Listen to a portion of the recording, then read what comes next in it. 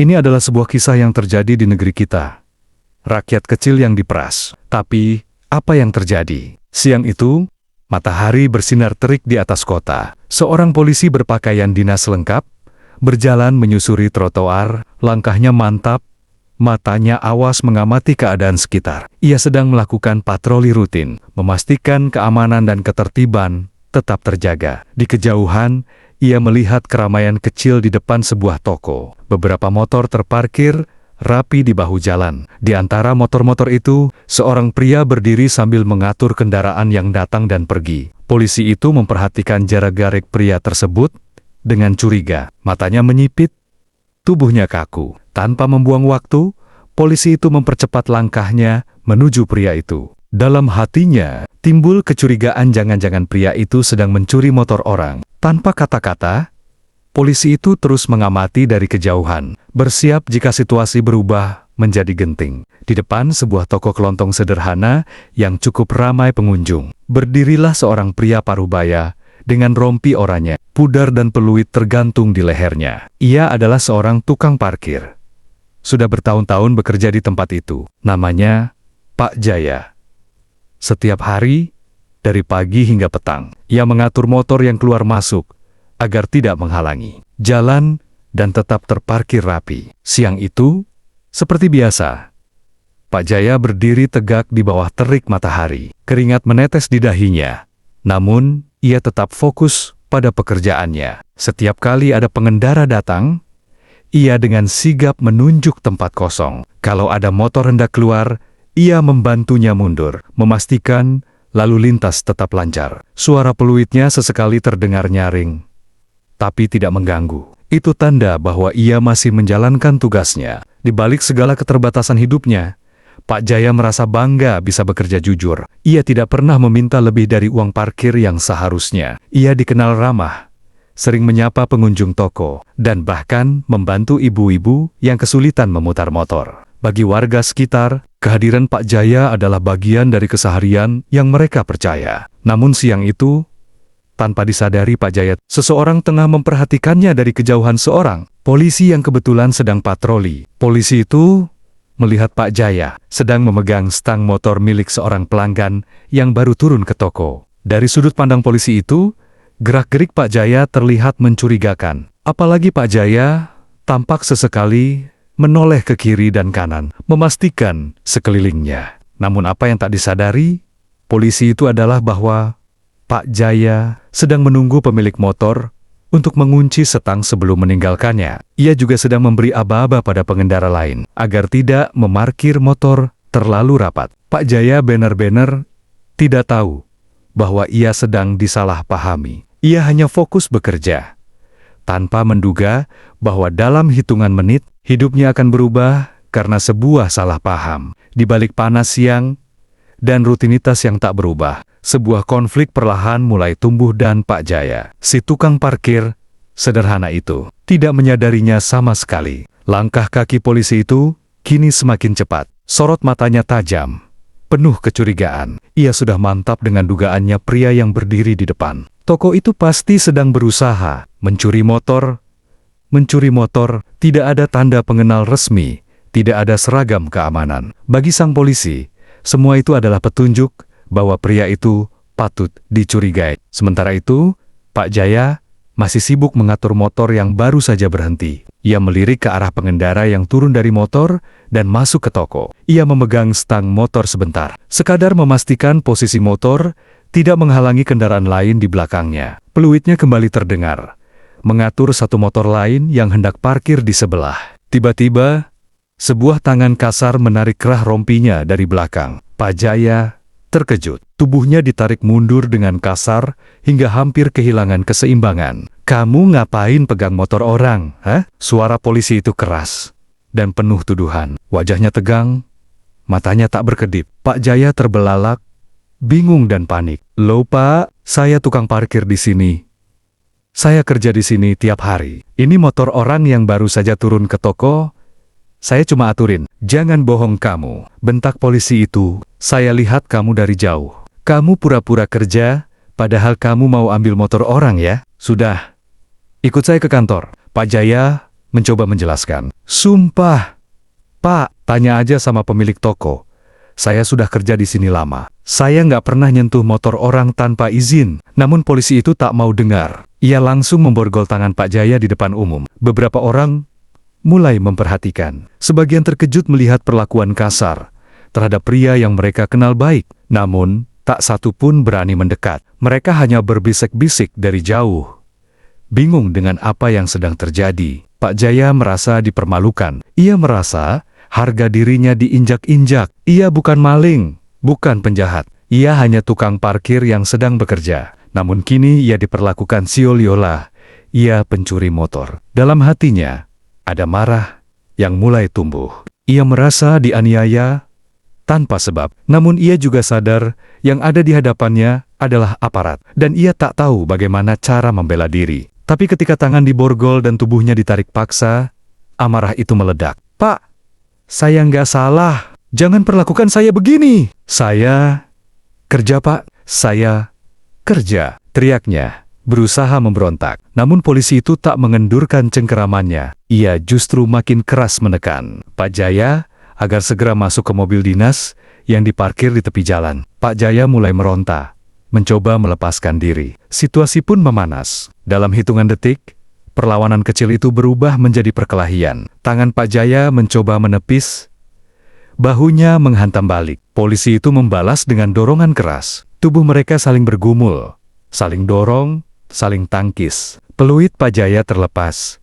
jatuh ke aspal, menggelinding tanpa suara. Keributan itu kini menarik perhatian lebih banyak orang. Lalu lintas mulai melambat. Warga sekitar mulai mendekat, mencoba mengerti apa yang sedang terjadi. Namun sebelum ada yang banner-banner berani melerai, suara sirina dari kejauhan mulai terdengar, dan sebuah mobil patroli mendekat dengan cepat. Pertarungan antara kesalahpahaman dan kebenaran kini sudah dimulai, dan belum ada tanda siapa yang akan menang. Suasana siang yang awalnya damai berubah jadi panas dan tegang. Di depan toko itu, dua sosok, seorang tukang parkir sederhana dan seorang polisi berpakaian dinas, terlibat dalam pertengkaran fisik yang tak terduga. Orang-orang mulai berkerumun di tepi jalan. Sebagian merekam dengan ponsel, sebagian lain hanya menonton dengan wajah bingung dan cemas. Pak Jaya, yang sejak awal merasa tak bersalah, tidak bisa menerima perlakuan kasar yang diterimanya. Dalam pikirannya,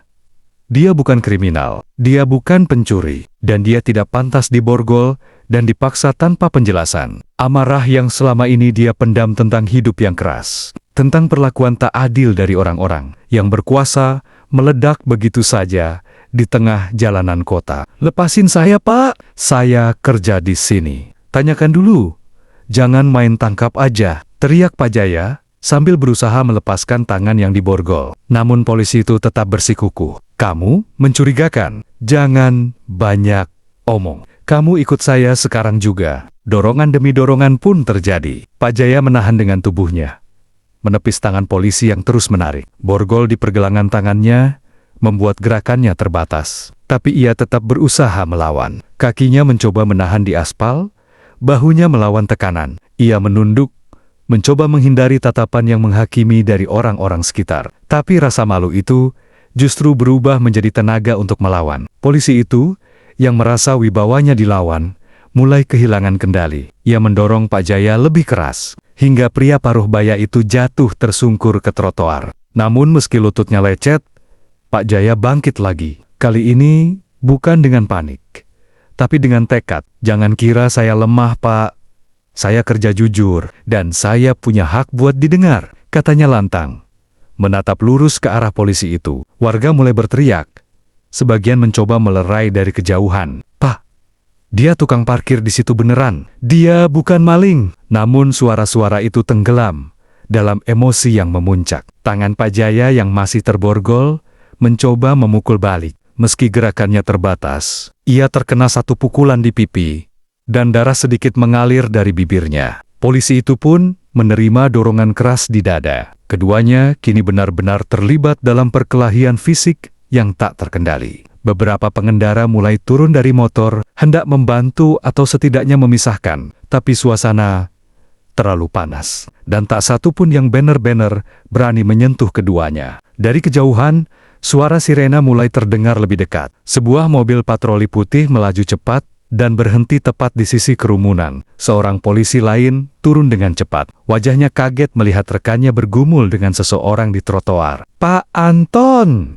Ada apa ini?" serunya. Namun Pak Anton, polisi pertama, tidak menjawab. Ia masih sibuk menahan tubuh Pak Jaya yang terus berontak. Polisi kedua segera ikut turun tangan, menarik tubuh Pak Jaya dari belakang, dan berusaha melerai perkelahian yang sudah membuat keduanya kelelahan. Dalam kekacauan itu, borgol di tangan Pak Jaya kembali dikencangkan. Tubuhnya ditarik paksa ke arah mobil patroli. Kali ini tidak ada pilihan selain mengikuti. Wajahnya penuh debu dan keringat.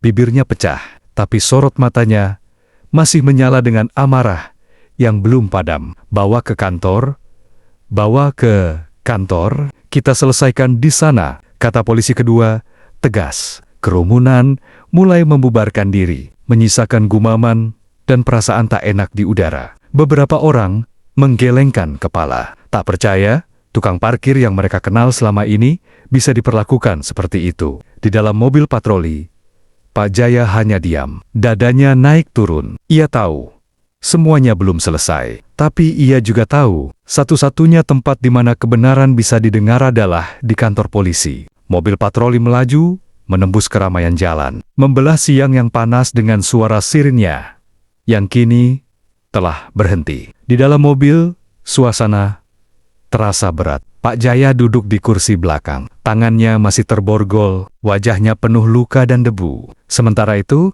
di kursi depan, dua polisi duduk diam. Pak Anton yang sejak awal menangkap Pak Jaya tampak masih tegang, rahangnya mengeras, pandangannya lurus ke depan. Polisi kedua bernama Pak Rido menatap kaca spion, sesekali melirik ke arah Pak Jaya. Raut wajahnya tak setegang rekannya, lebih tenang dan penuh pertimbangan. Ia memang datang saat situasi sudah kacau. Tapi sejak awal firasatnya mengatakan ada yang tidak beres dengan penangkapan ini. Beberapa menit sebelumnya, saat ia sedang patroli di jalur seberang, ia menerima laporan warga tentang keributan antara polisi dan seorang pria di depan toko. Tanpa menunda, ia langsung menuju lokasi. Tapi yang ia temukan bukan sekadar keributan biasa, melainkan perkelahian terbuka di tengah jalan. Sesampainya di kantor polisi, mobil patroli berhenti dengan cepat. Pak Rido segera turun dan membuka pintu belakang. Ia membantu Pak Jaya turun, lalu membimbingnya masuk ke dalam ruang pemeriksaan. "Duduk dulu, Pak," katanya pelan, mencoba bersikap lebih manusiawi. Pak Jaya hanya menunduk, nafasnya masih berat. Dadanya naik turun. Ia merasa tubuhnya lelah, tapi hatinya masih mendidih. Di sisi lain ruangan, Pak Anton ikut masuk, lalu berdiri bersedekap sambil menatap Pak Jaya dengan pandangan penuh kecurigaan. "Dia saya tangkap karena mencurigakan. Saya lihat dia pegang motor orang, lalu melihat sekeliling, seperti sedang menunggu waktu buat kabur." Pak Rido tidak langsung mengiyakan. Ia membuka buku catatan kecil dari sakunya, lalu mulai menulis beberapa hal. "Baik, kita dengarkan dulu keterangannya. Jangan langsung simpulkan." Ia lalu menatap Pak Jaya. "Bapak bisa jelaskan dari awal, apa yang sebenarnya terjadi di sana?" Pak Jaya mengangkat kepalanya perlahan. Matanya masih merah, tapi kini suaranya lebih tenang. "Saya tukang parkir, Pak. Sudah 5 tahun saya kerja di depan toko itu. Tiap hari saya bantu orang atur motor, kasih peluit, ngarahin parkir. Waktu itu saya cuma bantu mundurin motor biar yang baru datang bisa masuk. Tiba-tiba saya ditarik, dibilang maling." Pak Rido mencatat, lalu menoleh ke Pak Anton. "Pak Anton, kita bisa pastikan dulu ke toko itu?" tanya pemilik dan warga sekitar. "Kalau memang dia tukang parkir tetap di situ, seharusnya bisa dibuktikan." Pak Anton tak langsung menjawab. Sorot matanya perlahan melunak, seolah mulai ragu dengan keputusannya tadi. "Pak," lanjut Pak Jaya dengan suara berat, "saya kerja jujur. Hidup saya susah, tapi saya nggak pernah niat buat nyakitin orang. Kalau saya dianggap maling tanpa bukti, saya bisa apa?" Ruangan itu sunyi sesaat. Tak ada suara selain bunyi kipas angin tua yang berputar di atas kepala mereka. Pak Rido menarik napas panjang. "Baik, kita periksa. Tapi yang pasti, semua orang didengar." Momen itu menjadi titik balik dari kesalahpahaman besar yang sempat memicu kekacauan. Dan disinilah Perlahan, keadilan mulai mencari jalannya. Di kantor polisi, udara terasa dingin dan tegang. Ruangan pemeriksaan sederhana itu menjadi saksi bisu dari sebuah kesalahpahaman yang nyaris berujung petaka. Pak Jaya duduk dengan tangan masih terborgol. Meski kini posisinya lebih nyaman dari sebelumnya, luka kecil di pelipis dan bibirnya belum dibersihkan. Namun yang lebih terasa perih adalah luka di dalam hatinya. Pak Rido, polisi kedua, yang sejak awal merasa ada yang janggal, mencoba meredakan suasana. Ia telah menghubungi pemilik toko tempat Pak Jaya biasa bekerja, dan dalam waktu singkat, pemilik toko datang ke kantor. Seorang wanita berusia sekitar 50-an, mengenakan kerudung sederhana dan wajah cemas. "Benar, Pak. Beliau tukang parkir di toko saya. Sudah lama. Malima Nauda. Kami semua kenal. Bahkan sering bantuin angkat barang juga."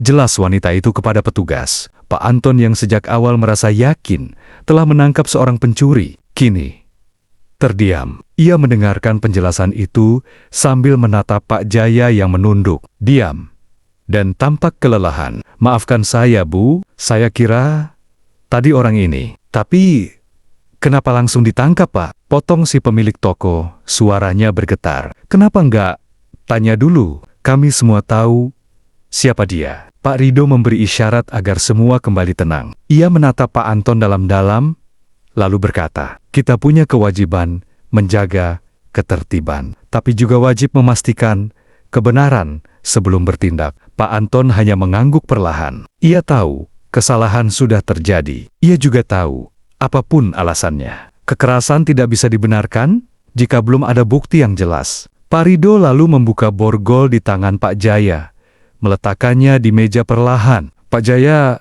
kami minta maaf atas kejadian ini," katanya tulus. "Akan kami catat sebagai laporan kesalahpahaman, dan kami akan sampaikan bahwa Bapak tidak bersalah." Pak Jaya mengangguk pelan. Tangannya yang terbebas memegang pergelangan yang masih terasa sakit. Namun dalam hatinya, ia merasa sedikit lebih tenang. Setidaknya, kini ia bisa berbicara dan didengar. "Yang saya mau cuma diperlakukan adil, Pak," katanya lirih. "Saya orang kecil, tapi saya juga manusia." Sebuah ketegangan besar kini perlahan mencair. Penangkapan yang penuh kekerasan berubah menjadi pengakuan bahwa ada prosedur yang telah dilewati. Dan di balik semua itu, ada seorang pria sederhana yang hanya ingin mencari nafkah dengan cara yang jujur. Di ruang itu, diam-diam, semua belajar satu hal penting, bahwa prasangka bisa melukai lebih dalam dari luka fisik, dan kebenaran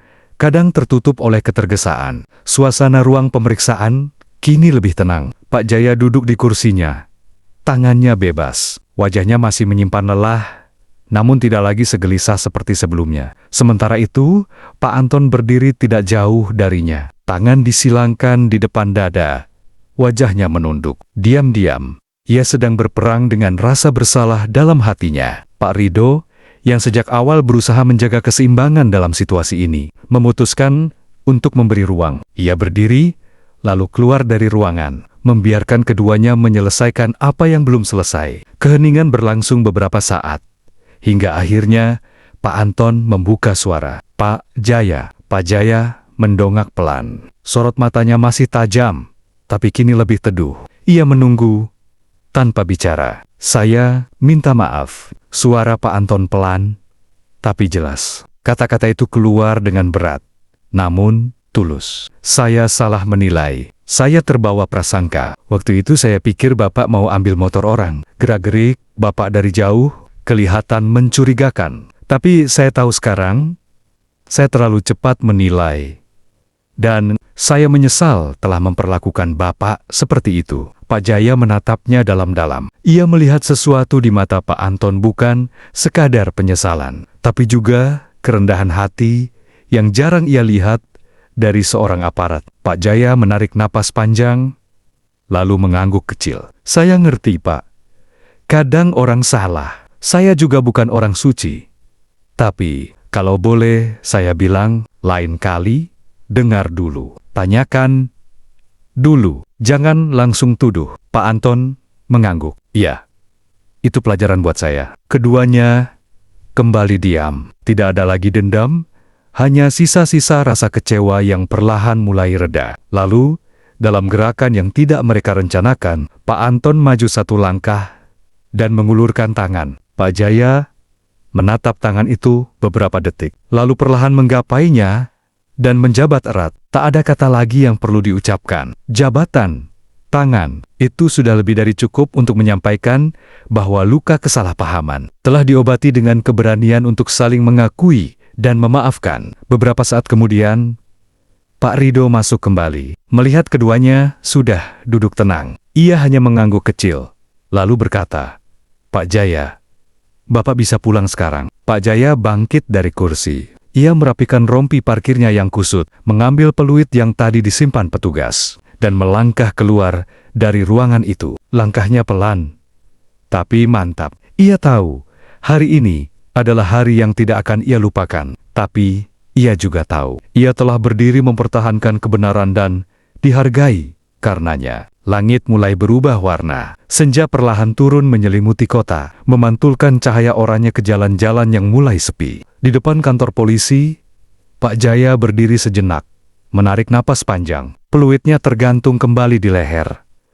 Rompinya yang kusut dibiarkan begitu saja. Tubuhnya masih terasa nyeri, tapi jiwanya sudah jauh lebih ringan. Ia melangkah pelan, menyusuri trotoar. Langkah yang tenang, tanpa tergesa. Beberapa kendaraan lewat, tapi kali ini tidak ada yang memperhatikan dirinya dengan curiga. Tidak ada tatapan menghakimi. Tidak ada tangan yang menarik atau suara yang membentak. Sesampainya di depan toko tempat ia biasa bekerja, suasana sudah lebih lengang. Beberapa motor masih terparkir rapi. Seorang pemuda yang mengenalnya melambaikan tangan. "Pak Jaya, gimana tadi di kantor polisi?" Pak Jaya tersenyum tipis, lalu menjawab, "Sudah selesai. Cuma salah paham." "Wah, untung aja ya Pak.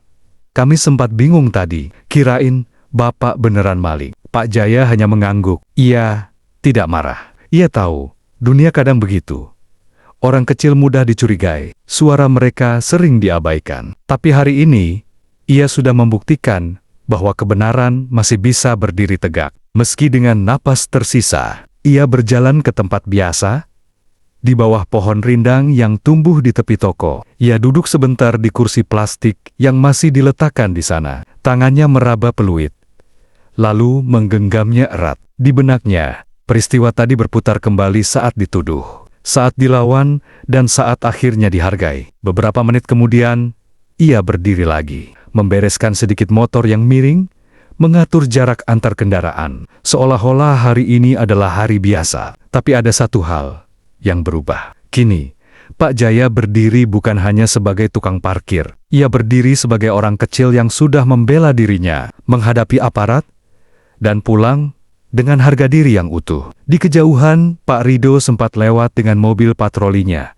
Melambat sejenak, ia menatap Pak Jaya dan mengangguk kecil dari balik kaca. Pak Jaya membalas dengan anggukan yang sama. Tak perlu kata-kata, mereka saling mengerti. Dan kota kembali berjalan seperti biasa, dengan peluit kecil yang kembali terdengar. Tanda bahwa seseorang masih setia menjaga sudut kecilnya, dengan jujur dan hormat.